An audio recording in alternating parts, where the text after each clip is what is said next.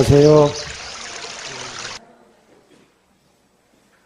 세월이 흘러서 우리가 1년을 24절기로 이야기하는데 어제가 18번째 절기인 상강이었어요.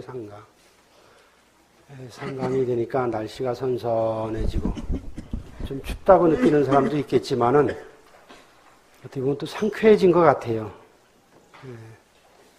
이렇게 상쾌한 날을 맞이해서 오늘은 명품 인생이라는 주제로 말씀을 드리겠습니다.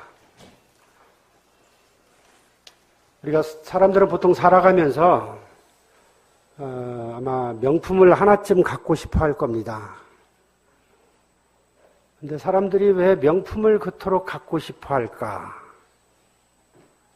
물론 좋아서 갖고 싶겠죠. 그만한 가치가 있다고 생각해서 어느 거 보면 명품이 굉장히 비싼데도 그걸 갖고 싶어 해.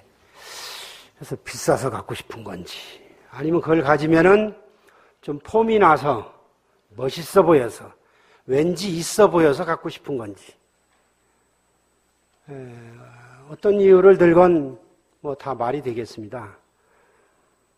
근데 여기서 중요한 것은 자기 자신의 삶을 명품으로 만들어 보겠다는 생각은 한 번쯤 해봤을까? 물건은 갖고 싶은데 결국 나 자신을 명품으로 만들고 싶은 생각은 놓치고 있는 것이 아닌가, 이런 생각이 듭니다. 그래서 스스로 명품이 되기 위한 노력은 소홀히 하거나 관심을 갖지 아니하고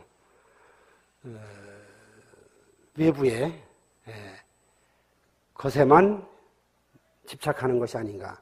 그래서 명품을 가져야지 명품 인생이 되는 것이 아니고 스스로의 삶의 가치를 높여야지만이 명품 인생이 되는 거예요. 우리가 이제 살아가면서 우리는 일을 할 수밖에 없는데, 살아가면서 일을 할 때 자기가 하는 일이 얼마나 가치 있는 일인가의 생각에 따라서 사람마다 그 자긍심이 달라질 거예요. 나를 위하고, 가족을 위하고, 사회를 위하고, 공익을 위해서 일하는 하는 사람들은 아마 하는 일에 조금 당당한 모습을 보일 겁니다. 이런 사람들은 되게 표정도 밝고, 그러다 보니까 행동도 당당하고 그 사람이 하는 말에도 신뢰가 있어 보이게 되는데, 그런데 사회에 해를 끼치고 다른 사람을 해롭게 하고 자기 자신의 이익만을 위해서 일을 하는 사람들은 아마도 그렇게 당당하지는 못할 거예요. 그래서 자기가 하는 일을 공개적으로 드러내는 것도 꺼려하는 사람도 있을 겁니다. 이런 사람들은 아마 표정도 어두울 것이고 하는 행동도 당당하지 못할 것이고, 그러다 보니 마음이 편안하지 못하고, 마음이 불편하다 보니까 쉽게 흥분하고 분노 조절이 잘 안 되고 행동도 경박하고, 그러다 보니까 그 사람에 대한 신뢰가 그렇게 깊어 보이지가 않아요. 근데 사람들은 대부분이 당당하고 밝게 살아가기를 원할 겁니다. 암울한 인생과 밝은 인생의 차이가 어디에 있느냐? 그건 스스로의 자긍심의 생각에서 비롯된 것이다. 자기 자신의 삶에 대해서 얼마나 자긍심을 갖고 있는지, 자기가 하는 행동이 얼마나 소중한 일들인지, 스스로가 얼마나 존귀한 존재인지, 무슨 일을 하건 간에 그 일 자체보다도 그 일에 가치가 있는지, 이런 생각을 하느냐, 아니면 스스로 못난이라고 생각하고 스스로 천덕꾸러기라고 생각하고 스스로의 인생이 보잘것없다고 생각하고 자기가 하는 일이 부끄럽다고 생각하느냐, 이 생각의 차이예요. 어느 쪽으로 생각하느냐에 따라서 스스로의 삶의 가치의 방향성이 정해집니다. 우리는 가끔 TV나 여러 매체를 통해서 어느 한 분야에서 인정받는 사람들의 이야기를 들을 수 있습니다. 근데 어느 한 분야에서 성공한 사람들도 어느 한 부분, 한 단면만 볼 때는 참 보잘것없는 인생으로 보이기도 해요. 그런데 그 사람의 인생 전체를 볼 때는 참 존경받을 만한 사람이구나, 이런 생각이 듭니다. 그 사람들이 삶의 전체를 봤을 때 존경받을 만한 생각이라는 드는 까닭은 그 사람이 한 길을 자기 일에서 자기가 하는 일에 귀천을 따지지 않고 얼마나 자부심을 가지고 꾸준히 정진을 해왔는가를 느끼기 때문에 대단한 사람이구나, 이렇게 생각을 하는 거예요.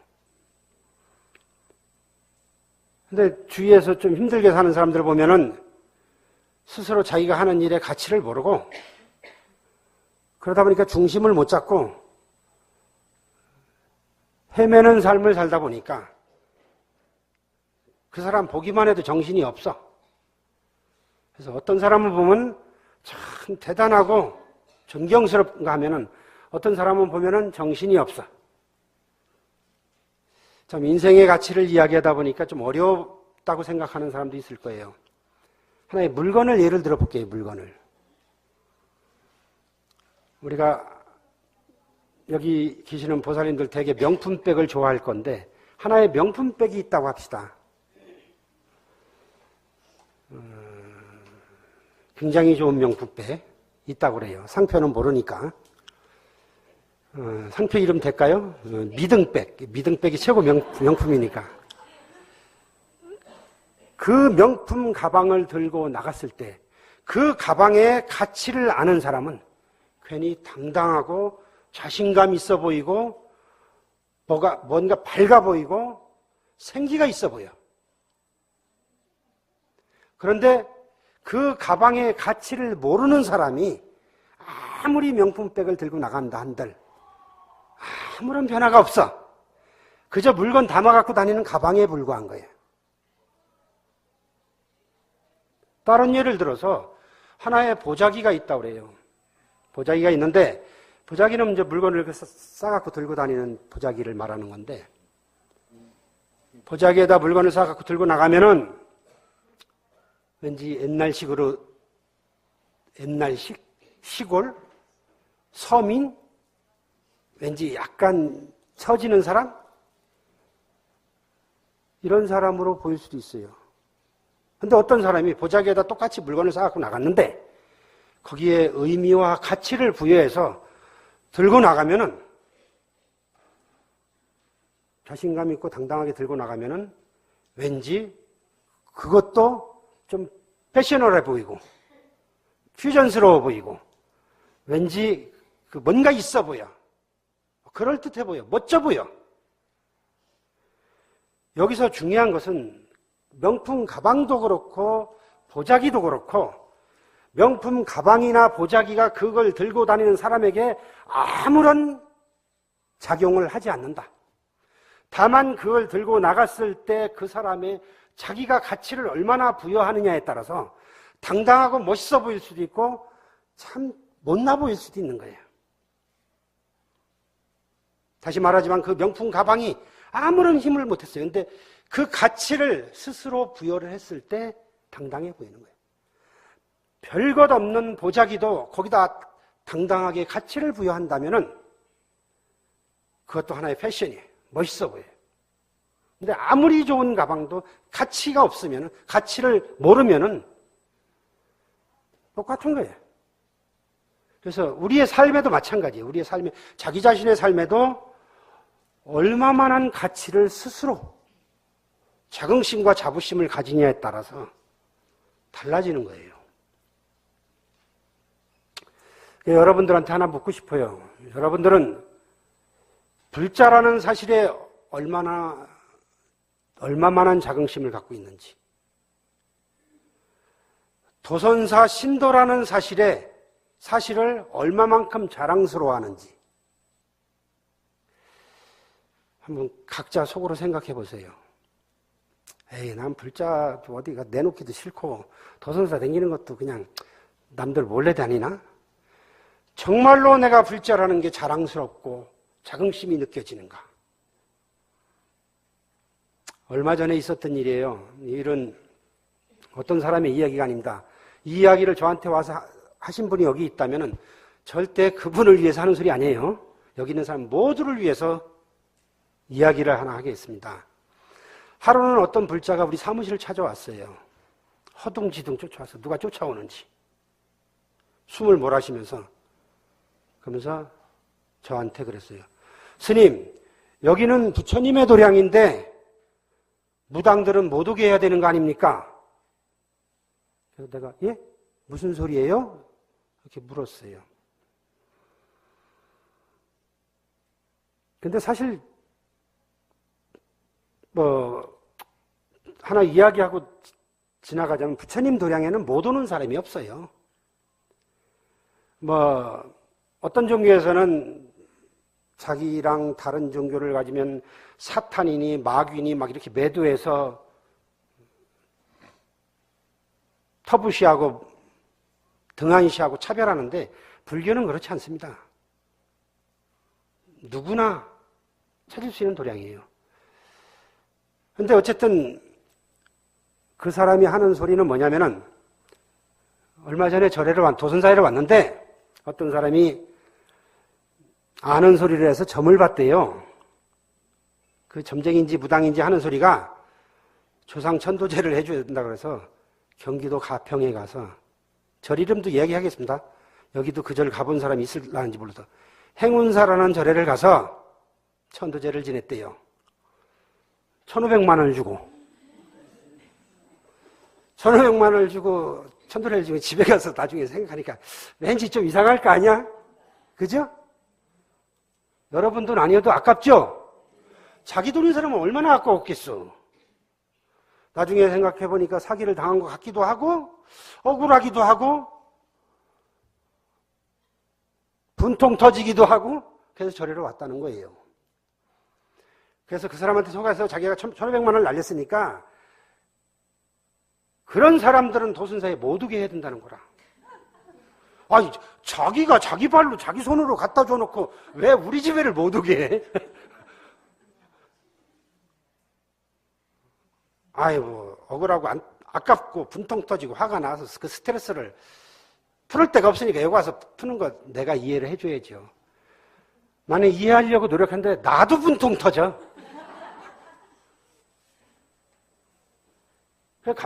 어이가 없어서 가만히 있으니 그 사람이 내 표정을 보더니 불만인 거라. 자기는 심각한 얘기를 하는데 저 스님은 가만히 있거든. 그러니까 더 바짝 다가서면서 뭐라 그래? 아니 스님 내 말이 무슨 말인지 몰라요? 아니 나 그렇게 바보 아니거든. 알아듣거든. 근데 자기 눈에는 내가 못 알아듣는 거야. 그런 사람이 어제도 오고 내가 오늘도 와서 이제 스님을 만났는데 왜 그런 사람이 절에 오게 내버려 두냐는 거야. 그 다음날도 그분이 절에 왔었어요. 이게 누구 얘기예요? 그분의 얘기는 아니에요. 여러분 다 얘기야. 여기 있는 사람 모두의 얘기야. 정말 절에 왜 왔는지, 나는 부처님의 제자로서 살아가는지, 부처님의 제자로서 당당한지, 자부심이 있는지 이런 게 없기 때문에 일어나는 일이에요. 불자로서 도선사 신도로서 정말 자랑스러운지 그런 생각이 없었기 때문에 일어난 일이에요. 제가 조금 고집스럽고 뻣뻣해 보이죠? 제가 이 자리에서 몇 번을 얘기했는지 몰라요. 전 보지 말라고. 여기 가면 어디 있다고. 내 인생은 내가 제일 잘하는 거라고. 내 인생은 내가 만들어가는 거라고. 누구에게 물어보지 말라고. 스스로 갖고 가라고. 근데 점쟁이가 뭘 한다고? 아무것도 몰라, 점쟁이는. 점쟁이는 사람들의 불안한 심리를 이용하는 사람들이에요. 그런데 아주 능숙한 사람들이에요. 그렇게 잘하는 사람이 자기 가게, 자기 고상하게 샵이라 할까? 자기 사무실이라 할까? 그것도 하나 없어서 여기 와서 나무 밑에 쭈그리고 앉아갖고 오늘은 누구한테 낚시질 할까 생각하고 있나? 그렇게 대단한 사람이? 불쌍한 중생이에요, 그 중생도. 근데 그 불쌍한 중생보다 더 멍청한 중생이 걸려들고 있는 거야. 더 불쌍한 중생이 여기 있어. 그래서 오늘은 어떤 멍청이를 낚아볼까 하고 앉아있으면 또 지가 지발로 와. 오면 옳구나. 오늘도 하나 낚였구나. 오늘은 이 어리숙한 밥을 어떻게 요리를 할까? 대충 한마디 툭 쳐주면 이 어리숙한 인간은 지가 알아서 해석해가면서 지가 눈을 반짝반짝 해가면서 어떻게 알았어요? 어떻게 알기는 지가 얼굴에 표시를 내니까 알지 뭐 어떻게 알아?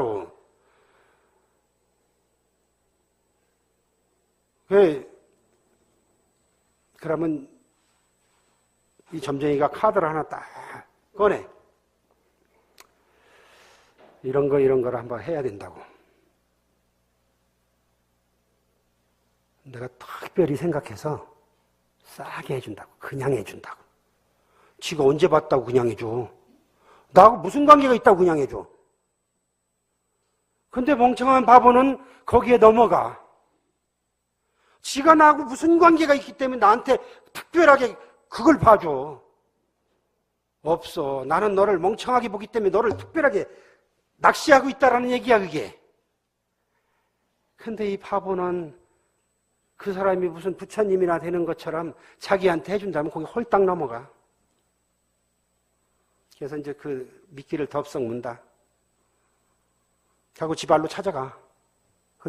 자기 손으로 갖다 줘, 다. 그렇게 하고 나중에 마음이 무지무지 쓰라려. 분통 터져. 내가 내 자식한테도 그만큼 못해줬는데, 내가 내 부모에게도 그만큼 못해줬는데, 아이고, 나를 생각해보면 뒤집어질 일이야.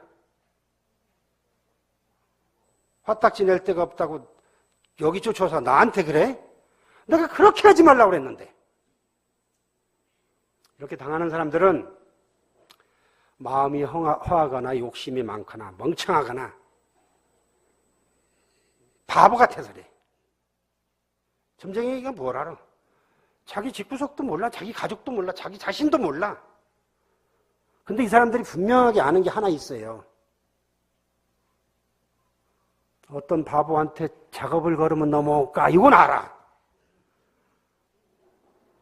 그걸 아는 거야. 그것도 조금 알아.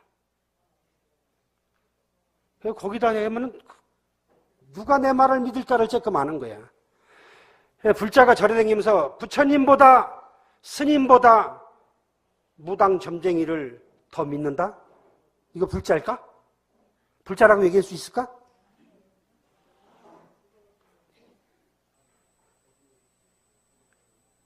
부처님보다 스님보다 무당 점쟁이를 더 믿는 사람 절에 안 와도 돼. 글로 가야지. 나한테 와서 누구를 오라 말아라 부탁하지 말고 본인이 거기가 그렇게 좋으면 글로 가.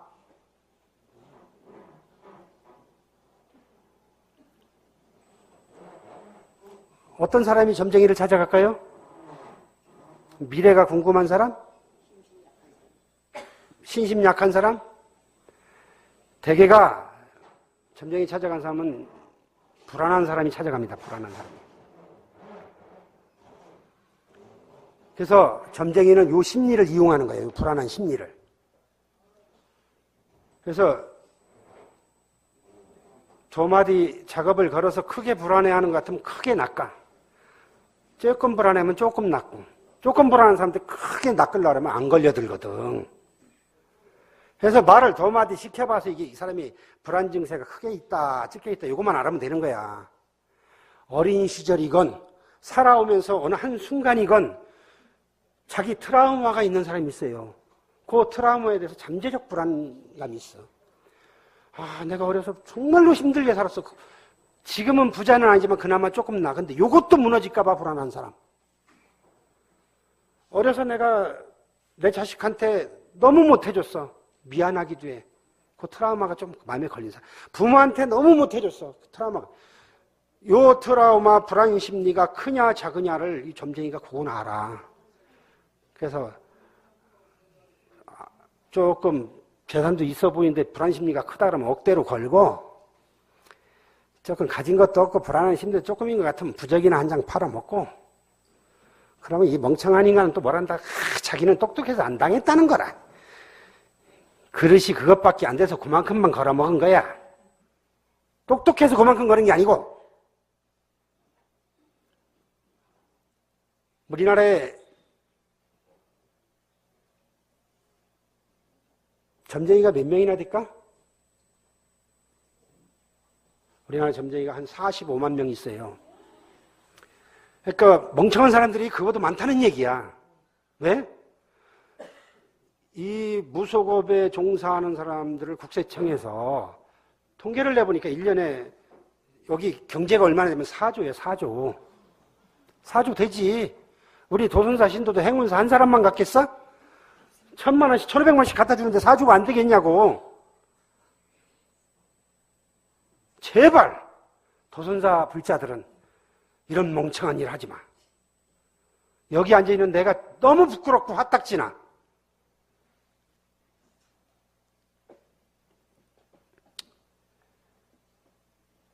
정말로 조상님이 마음에 걸리면은, 부모님이 마음에 걸리면은 그분들에게 제를 지내주면 돼. 무당한테 가서 물어와서 거기서 천도제를 지낼 게 아니고 여기 와서 내가 집에서 제를 지내는데 올해는 절에서 제를 지내야 되겠습니다. 스님 제 좀 지내주세요. 그러면 알아서 지내줍니다. 그렇게 제 한 번 지내고 밤잠을 못 자갖고 그렇게 힘들지 않게 정말 기분 좋고 행복하게 지내줘요. 요즘 같으면은 마음에 걸리거나 정말 감사하거나 정말 보답하고 싶거나 정말 베풀고 싶거나 그런 분이 있으면은 그런 사람을 위해서 여기 천년도량 도선사에 도량 불사를 하고 있잖아요. 땅 한 평 사기 하고 있잖아. 100만 원이래. 그 사람 이름으로 땅 한 평 사면은 이 도량이 앞으로 1000년 이상 그 사람 이름으로 그 공덕이 될 건데, 엉뚱한 데 갔다가 그렇게 해놓고 나한테 와서 그래. 음식물을 차려놓고 그분에게 절을 하는 것도 죄지만은 그 사람 이름으로 땅 한 평 시주하는 것도 죄예요. 이런 기회는 평생에 한 번 만나는 사람도 있을 거고 여러 번 만나는 사람도 있을 거예요. 여러 번 만나든 한 번 만나든 내가 그 기회에 정말 그분을 위해서 이 부처님의 법등을 밝히는 이 도량불사에 동참을 하는 게 낫지. 뭐 어디를 가고 있어. 그래서 우리는 불자로서 자긍심을 가져야 돼요. 도선사 신도라는 거에 대해서 자랑스럽게 생각을 해야 돼요. 저 인간 찌질이 허수아비 같은 그런 무당 점쟁이한테 속지 말고, 그런데 가고 싶은 마음이 요만큼이라도 생기면 본인이 찌질이가 된다고 생각해야지. 내가 그 하수만도 못한 바보 같은 생각을 하고 있구나. 이렇게 생각을 하고 차라리 부처님 전에 나와서 기도를 해. 부처님 전에 공양을 올리고 부처님 전에 보시를 하고, 그러면 그런 무명의 독이 사라질 거예요. 가슴 아픈 일을 겪지 않고 오히려 기쁜 마음으로 살아갈 수 있을 거예요. 그래서 정말 길거리 바닥을 굴러다니는 천덕한 인생이 될 것인가? 정말 품이 있고 격조 있고 향기가 나는 명품 인생이 될 것인가? 이것은 본인이 자기 삶에 대해서 스스로 가치 있다고, 존귀하다고 자긍심을 갖는 일입니다. 오늘을 계기로 우리 도량의 국화꽃이 활짝 폈습니다. 이렇게 눈에 보이는 이 삼라만상처럼 향기가 나는 명품 인생을 살아가기를 다시 한번 부탁하고 기도합니다. 예, 행복하십시오.